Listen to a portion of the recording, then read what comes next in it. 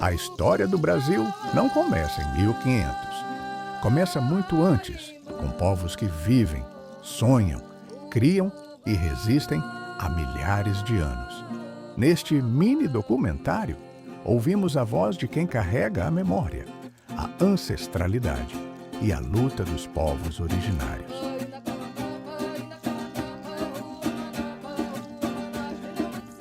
Povos originários, direito, memória e cultura. Neste documentário, conversamos com um jovem indígena acerca dos direitos e desafios de povos originários no Brasil. Eu sou o Theo Guajajara, eu tenho 25 anos, eu sou estudante de Direito aqui da Universidade Federal do Pará.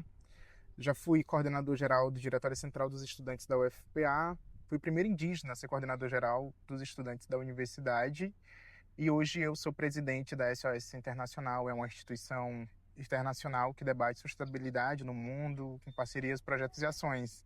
Mas aqui eu sou um estudante indígena, oriundo das ações afirmativas da UFPA. Eu sou do povo Guajajara, do Maranhão, no centro-sul do Maranhão, e vim para cá para acessar a universidade pela política de ações afirmativas da UFPA, que foi uma das pioneiras no Brasil sobre entrada da universidade. E isso molda já um pouco da minha percepção de mundo quando eu acesso a universidade de um outro estado por uma ação afirmativa que reconhece as identidades dos territórios. Essa contradição está em muitos estados, onde universidades não têm acesso aos estudantes indígenas, e aqui na UFPA tem esse referencial. Então, acho que reconhecer as identidades ela é fundamental, e é isso que me molda a enxergar o mundo, reconhecer as identidades que existem. Acho que a gente tem muitos desafios bons, que são desafios importantes, que é lidar com povos indígenas diversos, diversas regiões, diversas falas, línguas, culturas, rituais, vertes, enfim, de uma diversidade que a gente precisa ter. E acho que quando eu vou olhando a percepção do mundo e a percepção da universidade também, eu me encontro com o debate central, que é o debate da cultura. Não tem como falar de povos indígenas se não falar de cultura. E não tem como falar de cultura se não falar de território. Então uma coisa está interligada à outra. Então o que me faz enxergar esse mundo, o que me molda a lutar, continuar na luta e fazer com que os sonhos possam ser possíveis é a partir da cultura. Então, sem cultura não há identidade, se não tem identidade, não tem povos indígenas ou povos originários, enfim, a mesma coisa. O que nos diferencia da realidade para o não indígena são os modos de viver, são a cultura. Eu acho que ainda está caminhando para esse rumo. Eu acho que a consulta prévia que nos é resguardado da Convenção da 8169 nos permite a consulta prévia de tudo, e isso, infelizmente, no Brasil não acontece.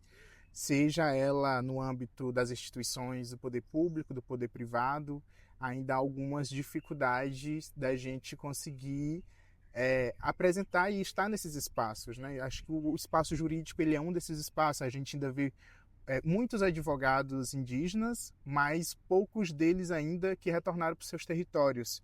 Isso a gente fala da questão da necessidade do retorno para o território. Ainda assim, a gente não vê indígenas na magistratura, a gente não vê indígenas em lugares de atuação do sistema jurídico, e ainda assim a gente tem essa dificuldade de ocupar esses espaços. E quando tem também, é uma questão apenas de uma representatividade. Então, acho que a gente ainda está caminhando para esse rumo. E caminhando para esse rumo, a gente fala de muitas questões, seja fala do acesso do direito à saúde no território, do direito à água no território, do direito a diversas outras formas de acessar o direito a partir das comunidades indígenas, que a gente tem essa dificuldade. Mas a gente está caminhando para isso. Eu não tenho hoje essa opinião, essa verdade absoluta que o direito chega 100% para nós nas comunidades. Eu acho que a gente ainda está caminhando para esse processo. É um processo que tem a ver com a estrutura não somente da sociedade, mas a estrutura até das universidades, com o que é ensinado dentro das universidades, o que são as matérias. Eu acho que isso aqui são caminhos que a gente possa trilhar. Aqui, recentemente, na UFPA, o curso a matéria, na verdade, Direito Indígena, já faz parte do currículo da universidade. Então não se torna mais uma matéria optativa, onde o estudante vai optar por estudar Direito Indígena. Não, agora aqui já é realmente resguardado pela grade curricular, e eu espero que isso tenha efeito para que chegue realmente nas comunidades. Eu acho que todas as culturas indígenas, e que são muitas, a realidade para o território, ela sempre nunca foi estática, ela nunca foi única, ela sempre esteve em movimento e ela sempre mudou tudo. A própria sustentabilidade, na sua palavra em si, ela é uma tecnologia dos povos indígenas. Então a gente vê hoje diversas formas de debater discussões das mudanças climáticas, da preservação dos rios, das florestas, e todo debate que inclusive traz o debate do meio ambiente tem a ver com a sustentabilidade. Eu acho que essas são tecnologias que os povos indígenas criaram e que parte da sociedade não reconhece e a todo custo fica tentando apresentar outra verdade sem não essa dos povos indígenas. Então, essas tecnologias são feitas por nós e a gente só apresenta ela para a sociedade. Acho que conquistas importantes que a gente conseguiu avançar recentemente foi as demarcações de terras indígenas que estão acontecendo, ainda de maneira muito atrasada, mas já estão acontecendo. Alguns conflitos territoriais estão já sendo analisados e estão tendo resposta. Então, quando a gente fala da demarcação da terra indígena, ela é realmente um avanço, né? Acho que na discussão do que foi o marco temporal durante muito tempo, onde se negava a garantir a terra para as comunidades indígenas antes de 1988, nós, povos indígenas, fomos linha de frente nessa apresentação, né, do debate do que é a demarcação. Então, o avanço jurídico que a gente está tendo para esse momento, dessa conjuntura atual, são as demarcações de terras indígenas. Óbvio que com muita luta já conseguimos garantir, né, uma saúde diferenciada para as comunidades indígenas, já conseguimos garantir universidades dentro das comunidades indígenas, a educação dentro dessas comunidades, mas ainda assim hoje um grande avanço que a gente consegue apresentar e ter muito orgulho de fazer é que as demarcações elas estão acontecendo ainda de maneira muito lenta, mas elas são uma forma de resguardar as nossas culturas, lutas, tradições, festas, rituais, enfim, toda essa tecnologia que eu falei que nós já criamos para um resguardo de proteção. Eu acho que a cultura indígena contemporânea, ela não necessariamente ela se transforma em contemporânea, que ela é uma cultura sempre em movimento.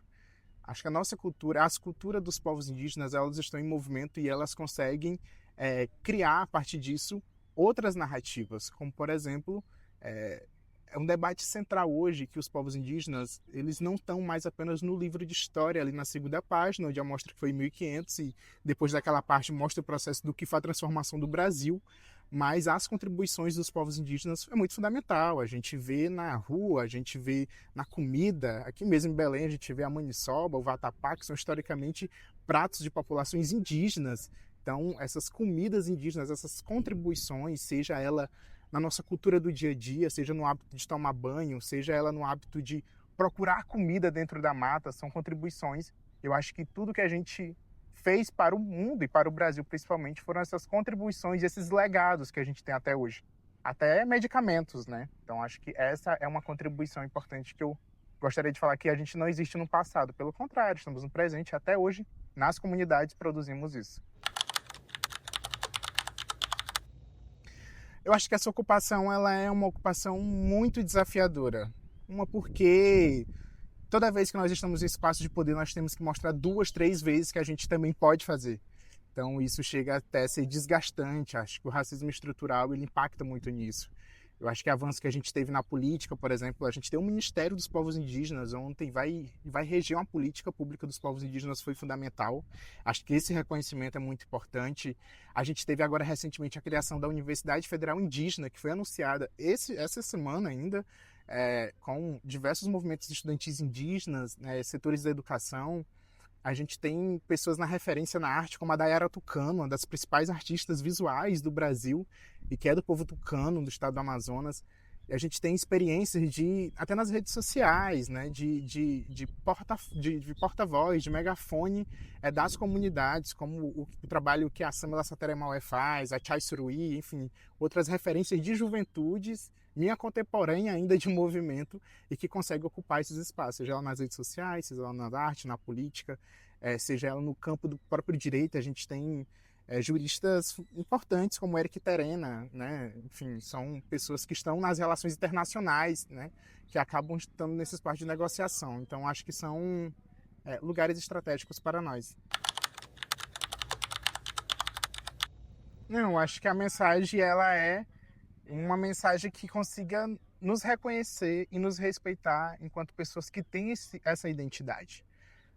Eu acho que esse aqui parte o princípio do respeito para as comunidades indígenas, ele parte do respeito à sua identidade, ao seu território, né? Que é demarcar, que é reconhecer, que é inclusive integrar, né? Não no sentido de que nós estamos fora desse espaço.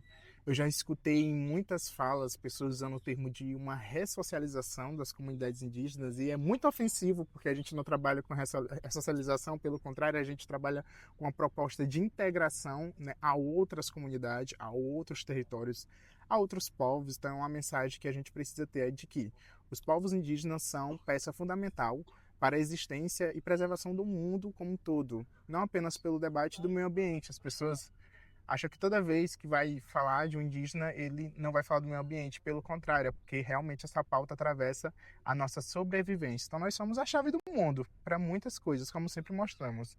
Enfim, acho que essa é a nossa contribuição e legado para o mundo, são o que nós somos e quem a gente pode ser, seja na universidade, com o nosso cocá, com a nossa dentro da sala de aula, fora, no espaço de negociações, enfim. Acho que a gente está nesse processo de ocupação de espaço, ainda que muito lento, mas a gente está aqui, a gente existe e a gente está no lugar onde a gente quer falar para os nossos também. Eu acho que a gente não quer mais ser objeto de pesquisa, agora a gente quer ser o sujeito ativo da pesquisa, a gente quer ser o nosso próprio cientista também dentro dos nossos territórios. Acho que é isso.